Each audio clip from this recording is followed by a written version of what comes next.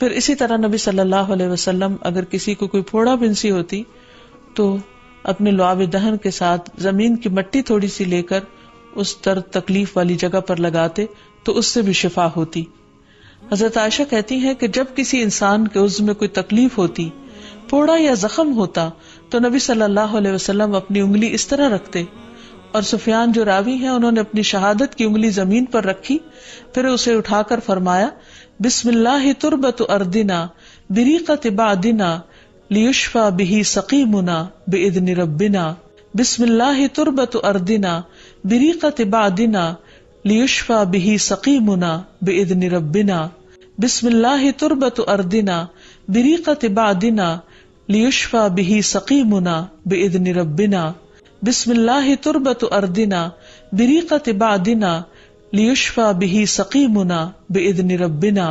بسم اللہ تربت اردنا بریقت بعدنا لیشفى به سقیمنا باذن ربنا. اللہ کے نام کے ساتھ ہماری زمین کی مٹی ہمارے رب کے حکم سے ہم میں سے بعض کے تھوک کے ساتھ ہمارے بیمار کو شفا دی جائے.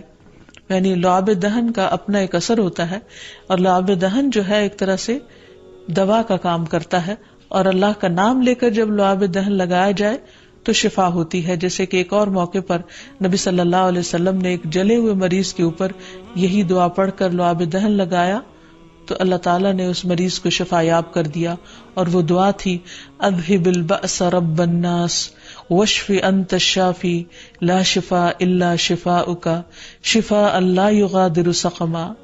اذهب البأس رب الناس واشف انت الشافی لا شفاء الا شفاؤک شفاء لا یغادر سقما.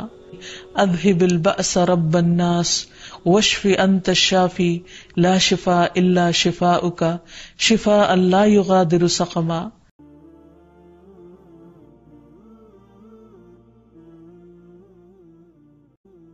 پھر اسی طرح نبی صلی اللہ علیہ وسلم اگر کسی کو کوئی پھوڑا بنسی ہوتی تو اپنے لعاب دہن کے ساتھ زمین کی مٹی تھوڑی سی لے کر